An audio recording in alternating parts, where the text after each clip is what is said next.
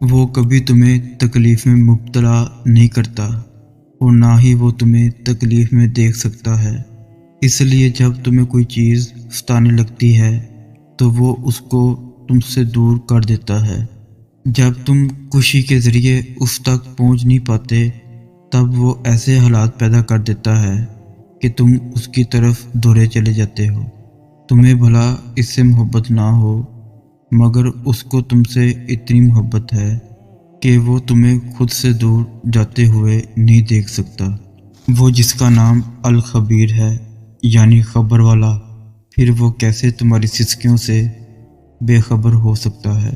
وہ جس کا نام الودود ہے یعنی محبت کرنے والا، پھر وہ کیسے تمہاری محبت کی لاج نہیں رکھے گا؟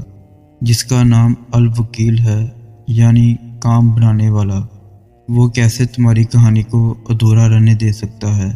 وہ جس کا نام ہی المتین ہے یعنی طاقت والا، پھر وہ کیسے تمہیں کمزور رہنے دے سکتا ہے؟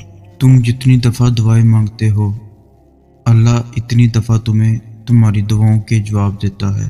تم یہاں ایک قطرے کے لیے رو رہے ہو جبکہ تمہارا رب تو تمہیں 7 سمندر طے کرنے پر بھی قادر رکھتا ہے۔ تمہارا کام بس دعا کرنا ہے، عطا کی تدبیریں وہ خود بناتا ہے۔ تمہارے رب نے اختتام تمہارے لیے بہت خوبصورت لکھ رکھا ہے۔ تمہارا مقدر تمہاری زندگی نہیں بناتا، تمہارا توکل تمہاری زندگی بناتا ہے۔ تمہارے پاس اب بھی دعا کا اختیار ہے، تمہاری کہانی اب بھی ختم نہیں ہوئی۔ تمہاری توفیق ہی قبولیت کی سب سے بڑی دلیل ہے۔